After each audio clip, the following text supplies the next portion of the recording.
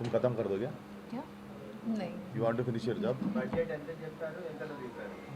This is my first budget time. Actually ఇటు- చెప్పిన దానికంటే తక్కువలో ఇటు వచ్చేమమ్మా, నువ్వు ఫినిష్ చేసి నేను మాట్లాడుతాను. వంశీ గారు చెప్తూ ఇది ముందు నుంచి అనుకున్నదే, మేము అనుకున్నట్లే అనుకున్నది ఇదే వచ్చింది సినిమా అని. అవును అవును ఒక డైరెక్టర్ గా మీ కన్విక్షన్ ఏంటి, ఇలాంటి సినిమా అని జనాలు ఎలా మెప్పించుదాం?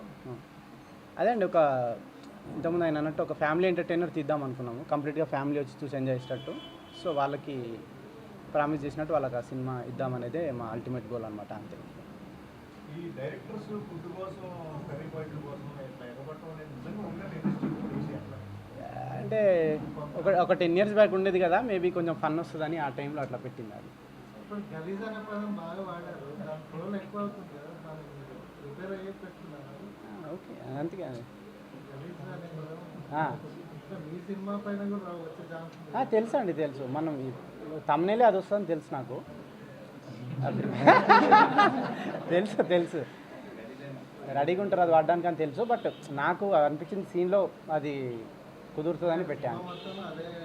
అవునవును అంతే. అంటే క్యారెక్టర్ ఏం మాట్లాడుతూ దానికి తగ్గట్టే చేసింది అంతే. ఓన్లీ వన్ లైనర్స్ మీద ఎక్కువ కాన్సన్ట్రేట్ చేయడం అనేది డైరెక్టర్గా మీకున్న లైనర్స్ బాగున్నాయి. అవును. మిగతా ఎలిమెంట్స్ మిస్ అవుతున్నాయి కదా అనిపించలేదా? అట్లేం ఉండదండి, అన్ని ఎలిమెంట్స్ ఉంటాయి. కానీ ఇవి ఎక్కువ అయ్యేసరికి మీకు ఇవి తక్కువైనట్టు అనిపిస్తుంది అంతే. నేను సెటర్ అయ్యలేదు, మామూలుగా చెప్పినా నేను. లేదు.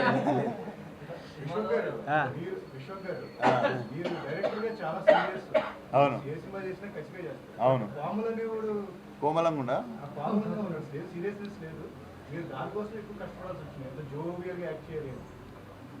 అంటే నేను కోమలంగా చేయడానికి ఎక్కువ కష్టపడ్డా అంటారా? నేను చాలా సున్నితం సార్ బయట, మీకు తెలీదు. అడగండి, మనం మేము మిత్రులను అడగండి, మిమ్మల్ని ఎప్పుడు కలవలేదు కానీ. అవునవును అవును చాలా సీరియస్ రైటింగ్ ఉంటుంది, అవును కానీ ఈయన సీరియస్ రైటింగ్ ఉండదు కదా. అవును. బట్ అదే కదా, మీకు వెరైటీ దొరుకుతుంది కదా. నేను అదే చేస్తే కూడా మీరు బోర్ అయిపోతారు. So I think this is like very good and fresh combination. అందుకే now people are also appreciating.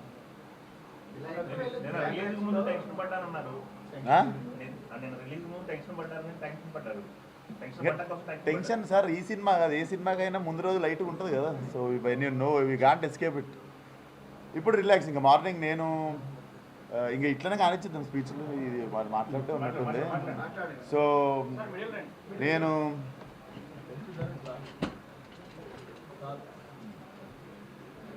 నాకు సినిమా మీద అసలు నేనేం రీసెర్చ్లు ఏం పెట్టుకోకుండా నైట్ శుభ్రంగా పార్టీ చేసుకొని పొద్దున్న 7:45కి షిట్ సినిమా రిలీజ్ అని చెప్పి లేచి శ్రీరాములు పోయినుండే. సో నాకు తెలియదు అసలు ఎవరెవరు ఏం మాట్లాడారో సినిమా గురించి, అసలు అదేం తెలియదు. షో అయిన తర్వాత నాకు చెప్తుండే నైట్ యూఎస్ది కొంచెం డివైడ్ టాక్ వచ్చింది అంటే, నేను అసలు ఏది పట్టించుకోకుండా మార్నింగ్ శ్రీరాముల్లో స్టార్ట్ చేస్తే నేను I wanted to see only ఇక్కడ ఆంధ్ర తెలంగాణలో మన అంటే వ్యాస్ట్ నెంబర్ ఆఫ్ ఆడియన్స్తో థియేటర్లో ఎంజాయ్ చేసే సినిమా నాకు తెలుసు. So morning I was just waiting for Sriramulu screen and ఆ షో అయిపోగానే రిలాక్స్ అయిపోయినా. And I know the bigger the auditorium the effective this film is. So definitely మీరు కూడా డిలే చేయకుండా ద సూనర్ లైక్ థియేటర్లో జనాలందరితో కలిసి చూస్తే ఇట్స్ అ ఎక్స్పీరియన్స్ బేసికల్లీ. ఇంకా డెఫినెట్లీ అనుదీప్ ఎంత కాన్షియస్గా సినిమాలు అంటే చిన్న డిస్కంఫర్ట్ కూడా ఫ్యామిలీస్కి ఇవ్వద్దని చెప్పి చాలా ఇంటెన్షనల్గా చాలా క్లీన్గా తీసిన సినిమా. And I also feel like very relief after my last 2 films.